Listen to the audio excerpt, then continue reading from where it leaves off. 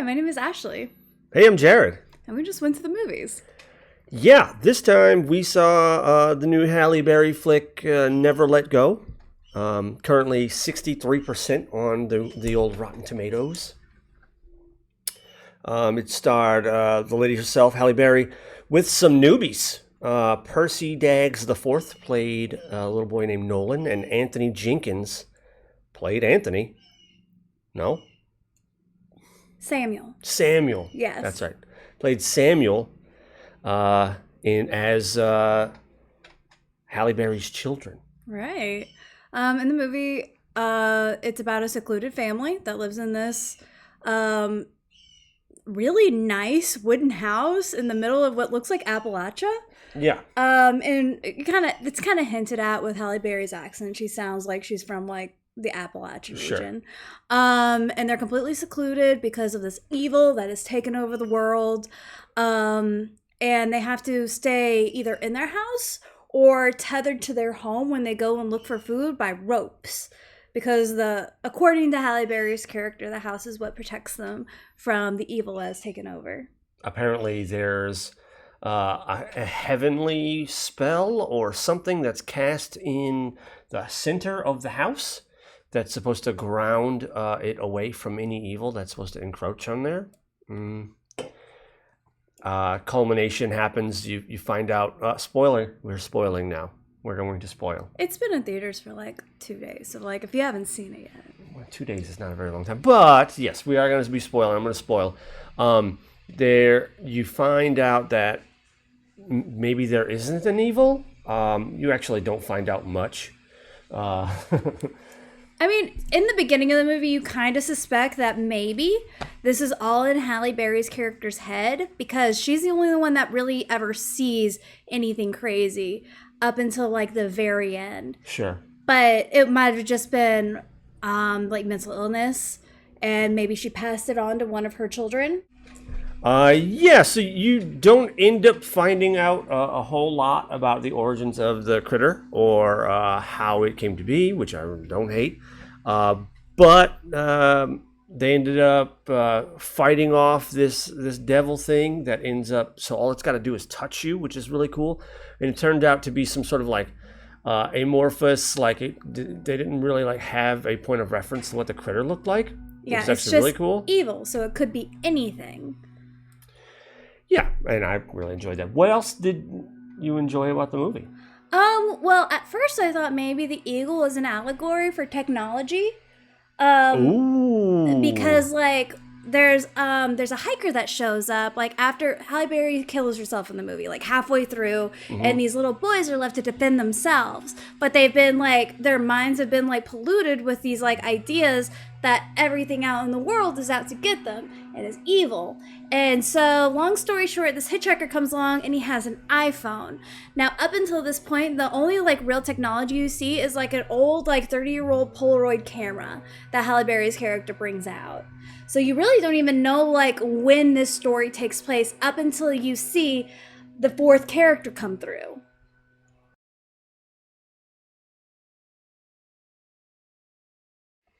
Okay, so this entire movie, like, from the very beginning to the very end is tense. Like, the entire vibe is just really stressful, and you can tell that these people are starving, like, these, like, little babies. You can tell that their, like, growth is stunted, and they're, like, emaciated, and they got little bags under their eyes. And it's for me, I get really uncomfortable watching children suffer. Sure. So it wasn't the easiest movie for me to watch. And I mean, like, they're like high key, like being abused by somebody that like is sick. Like she like believe. Okay, wait.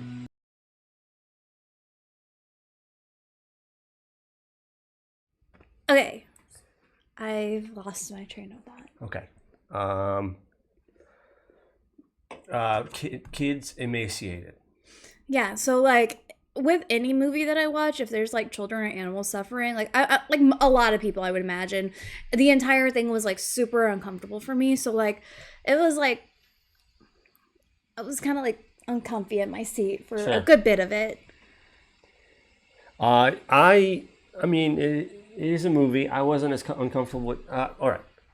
Let's talk about what we really enjoyed about the movie. The pros. Yeah. Okay. Would you like to go first, or should I? Okay. I enjoyed the locations. You know, those are real trees and real places. They filmed it in northern London. What? So it wasn't Appalachia at all? It wasn't, but that's the setting. You know. Maybe. No, but like, yeah, the hiker guy was speaking like In an American accent. Sure. So was like, the little girl he was it with. was definitely set somewhere around in the U.S., presumably. Another pro was the kids. Dude, Percy and Anthony have a bright future ahead of themselves. Yeah, those kids acted. They just tore the scenery up, man. Yeah, Those little man. babies were amazing. They were really, really great. Very intense children. Yeah. And it looked like they were really into it and just like focused, laser focused on there. It was fantastic. I'm going to tell you, very few horror movies have this privilege of having a great ending. I thought it was really cool. Yeah, It was awesome, to the point. They didn't over-explain. They just like went for it and let you decide what was happening. the photograph in the very end where you saw like the hand on the kid's shoulder. So great. So like it implies that the evil is real, but I don't think it's what Halle Berry was really like the mother character was really worried about. Yeah. I think it was technology, or maybe it was just the modern world was the evil. Sure, because the it was whole it was time. like apparently a generational evil because her like granddaddy built the house. Right. Like it must have been When the evil was like coming. when it was young. It was like really ambiguous the way she described it. And She love that. She just knew that if the evil got her, that they would end up killing each other. So cool. But she sacrificed herself to make sure she didn't eat her babies. Yeah, so one of the specter evil thingies, the visions that she was seeing was from what had said, I'm going to kill you, I'm going to make you eat your babies. And she was like, not me, and killed herself to spare the children. This is right after a really tense scene where she's about to kill the dog. And the entire time this is happening, for the whole like 6 minutes, I'm like covering my eyes. You definitely did do that. You were hiding. It was a very adorable dog, and I couldn't... Yeah, a little corgi guy. Yeah, he's just like a little sweet round guy. Yeah. And like the idea of him being dispatched on screen was like really troubling for me. Yeah, I'm with that. I loved how so their entire childhood they had never seen the creature. Right. And they only just started seeing it when Mama died. Right. Which kind of leads you to believe that it's like a Harry Potter thing. What was the name of the bird that guided, like a hippogriff or something like that? Or a death griff or something, where you could only see it if you had witnessed a murder and witnessed someone dying. And oh yeah, you know yeah, I saying? remember. Yeah. Kind of like that, I think, but that like you only saw it when you had this trauma upon you. That like I thought that was really neat. Yeah. That's what I had. Okay. So for pros for me, the kids were amazing actors. Like obviously they were like it didn't look like you were watching children acting. It looked like you were watching legitimately upset, scared, frightened children. Yeah. And happy at times. Like you could tell like the scene where they're like dancing around, listening to the radio, was so sweet and wholesome, just spending time with each other. It was so cool. And the pretending when they were like drawing pictures of each other, like one had like owl wings and it was like pretending to fly around. That reminded me of me and my little sister when we were little. Really? Yeah, man. We used to hang out a lot when we were babies. Yeah, like those. Yeah, that reminded me of when I was a kid with my sibling. I thought it was really cool and special and nice. Right. I thought it was a really interesting premise for a movie. Some of the visuals were just really, really interesting, and like it is scary at times because you don't know exactly where the movie is going. Like you have little hints that everything is in the mom's head, but you don't know for certain, especially up until the very end, because like by the end the children are seeing the stuff too. Well, one of them is, and it's probably the one that both. Like both of them started seeing it. Well, remember the hand thing and got one, and then the other one was seeing it in the house. Right. Yeah. After the fire? During the fire. During the fire. So that could have been an hallucination by a kid that was inhaling a bunch of smoke. That's fair, but it went into that thing and fell over with the holding lizard like thing. that, yeah. Okay. I like that it had a happy ending, more or less. I was waiting for the blink. The blink? Were you waiting for the blink? Well, later in the end of the movie, you're watching the kid look at his mother, and there was like a sideways lizard blink. I don't remember that. You didn't see it? The kid had the blink? No, the Halle Berry mama did, like a lid, like an alligator. When she's talking to him while the house is burning down. Okay, I did catch that. So I was waiting for the other little boy to do that as well. Oh, that would have been crazy. That would have been crazy. It was spooky. Wait, no, back to the happy ending. The it. dog lives. So do both of the kids. Halle Berry dies, but I think like if someone were gonna have to go in that movie, I would rather it be the adults than any child. Yeah. It was suspenseful. I thought it was it was a well-made horror movie, even though I was super uncomfortable at a lot of times, but that's just like, sure. It was meant to be uncomfortable. You don't ever want to most people are uncomfortable watching like little guys in situations where like they're suffering or in pain. With that. That dog seemed oddly well fed though. He was a sausage. He was a little chunk. A little chonk. He was finding food somewhere.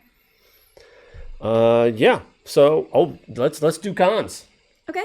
My number one con, kids suffering is difficult to watch.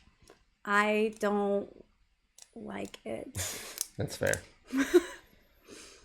What else you got? It was kind of predictable. Like, I have down here, they don't really hide the fact that everything is in the mom's head. It's not like the Sixth Sense where like, oh, surprise. Twist at the end. It's all, yeah, no, you kind of, the kids often are like implying that like, she might just be crazy. Well, one of the kids is like, yeah, I don't think this evil is actually real. Turns out the kid's right. Or we think. Maybe not. Maybe. Why are you dusty? I love him so much. Yeah, the ending is kind of ambiguous. Fuck yeah, ambiguous endings. Yeah. But yeah, no, I mean, it's a lot of things are implied, but not everything is spoon-fed to you. So, like, the ending is ambiguous. You don't know exactly. You know that the children survive. You know that the dog survives, but you don't know, like, what they're going into. Like, they get airlifted out of the ashes left over from the house that burns down. But you don't know where they're, like, going to. Like, what the world is actually like. Like, maybe they were actually being saved from something, but we don't know what, really. Yeah, definitely. That picture of Halle Berry that she shows, like, the mom, that picture of herself. It did not look like her. That was not her, was it? No, I don't think so. Because, like, that first kid was like, is that you? And I was like, that was a white woman. Yeah. Maybe it was a lot. Maybe it was just a really, like, blown out, overexposed picture of Halle Berry with, like, blonde hair. Sure. But that looked like just a regular, like, other lady that was not Halle Berry at all. I totally agree. So, like, maybe that was Weird. Oh, shit. I had never even considered maybe that was, she's crazy. Like, that's a crazy somebody person. else's photo. Yeah, maybe she's like, oh, this is me. And they were like, is that you? That doesn't look like you. Oh, that's so fun, Ash. Dang, that's so fun. So maybe that was a hint that there was something else, like, going on inside of her head. Dang. Or maybe it was just, like, a terrible picture of Halle Berry and... like Swordfish or something from back then. With, like, 4 shades lighter. Sure. Foundation and a different facial structure altogether. I didn't think it was her at all. I didn't like the entire first fucking act. I thought if they started the movie with the opening credits being the montage of missing food, like food going missing, and skipped the entire thing leading up to that, then you could get to the prayer, the plot, and then be done. The movie should have been an hour and 10 minutes long. I mean, who's going to go and watch a 70-minute movie? Like, most movie runtimes have to be at least 90 minutes. I most certainly would. I still went to go see this movie, so... they told the plot of the fucking movie like 16 times throughout the movie. Like, Right. the rope is your lifeline. And like, I just tell me again. Just Those tell me kids again. wiggled out of those ropes like nobody's business. Like, I feel like how did she control them when they were like toddlers? How did that even work? Yeah, one hell of a gate, right? Yeah, like I don't know. And how did nobody ever find them? Not once. Like they weren't that far from a road. Right. Like that one kid found a road. Like All it was 2 ropes tied together, found a rope. yeah, That's it. Nobody found them out there. Yeah. And Halle Berry apparently killed a bunch of people. Like before That's the true, movie yeah. even starts. Yep. Like she took out both of her parents and her son's kids, or her son's father. Yes. Yep. And yeah, killed all those people because she said that they were sick and they were going to kill her and the babies. Frankly, I like not knowing. It's very cool. We're talking about it and wondering, and that to me is like the part of the movie. Right. Yeah, say the fucking plot of the movie one more time. I dare you, dude. It was like they did this prayer that ended with the house is heaven at home or something like that, and I get it. Like it's like structured into the thing, but it must have taken up like 5 minutes of the runtime listening to them do this over and over again. Like, I think they could have done it a few times and then try to do it later like they did with the boy. And he like, and he stopped. Remember? Like, that was so cool, that one part. But it was like 4 minutes of the runtime was just the 3 of them saying like the 2-verse prayer. It happened so often that like toward the end, you're just like, come on, dude. Like, does this mean anything? Are we going to do something with this? Yeah, they kept saying the plot of keep the rope, never let go. They kept saying the thing over and over again. It was like so obnoxious. The entire first act was just wild. I feel like if Halle Berry didn't have an accent in this movie, she would have been better. You thought the accent was distracting? I thought it was distracting Halle Berry from like giving it. I don't know, man. I thought she acted really well in this. Like, Academy Award winner Halle Berry.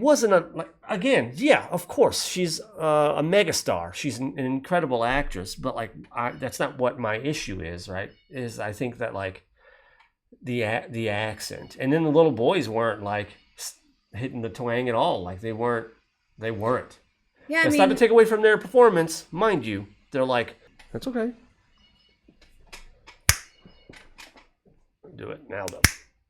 The whole like first 30 minutes of the movie is just unnecessary. That's world building. Like they could have done it just as fast without doing this. They were just like padding it out. You know what they could have done that would have like made everything even more snappy is just like have like, you know where it said like part 1 or chapter 1. Yeah. They could have just like put a short like 2 sentences like right there underneath it. It was like, yeah, the house is your lifeline. You can't go away. Like they didn't even have to explain it. Really, it could have just been like put right there. The house is your lifeline. You have to stay attached to the house, or the evil will get you. Done. Yeah, Finished. everyone. So like the taglines in between the chapters work really well for like Tarantino and things, and I feel like a lot of people like want to like make their stories more story-esque for some reason. Yeah, they're trying to make it feel more epic than it actually is. And I think it suffers because they want. You know what I mean? It kind of reminded me of like an old-fashioned like storybook. And I think that was intentional. Yeah. I think so too. The hand monster was really fun. I think that's what I had for cons here. I think the kids and Halle Berry suffered from a bit of lackluster writing, and that was like the main con. And I feel You think like some of these hallucinations could have come from eating those frogs? that little boy ate a frog. The one that started hallucinating first was eating the frogs. Or starvation. The eating trees. This is better with maple syrup. I'm like, motherfucker, what? Sap, buddy. It was even syrup. All right, then. Well, Never Let Go. What'd you give it?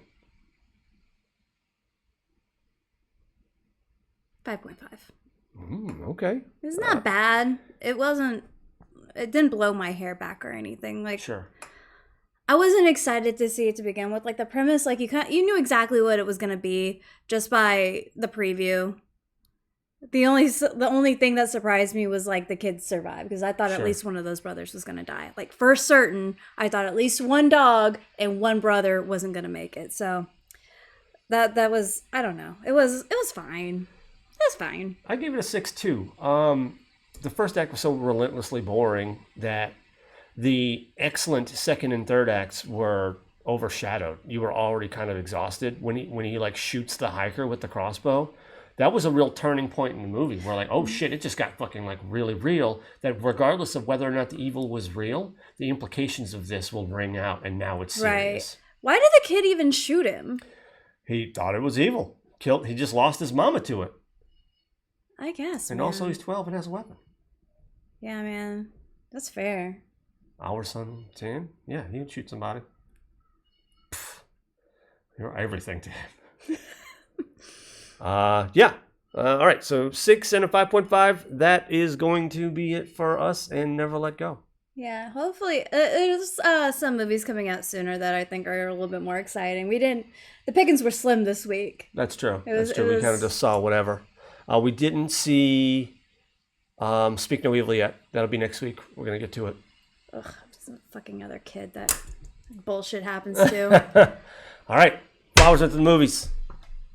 My name is Jared. My name's Ash. Thank you for watching. Subscribe if you can. I don't want to jump in around and do that shit, but supposedly it really helps, and we could use the help. We're really excited to have the 9 of you that have already subscribed. Yeah, it's 11 now. Thank you very much. I subtracted me and you. Oh, that's probably true. That's nice. Thank you, guys. Bye.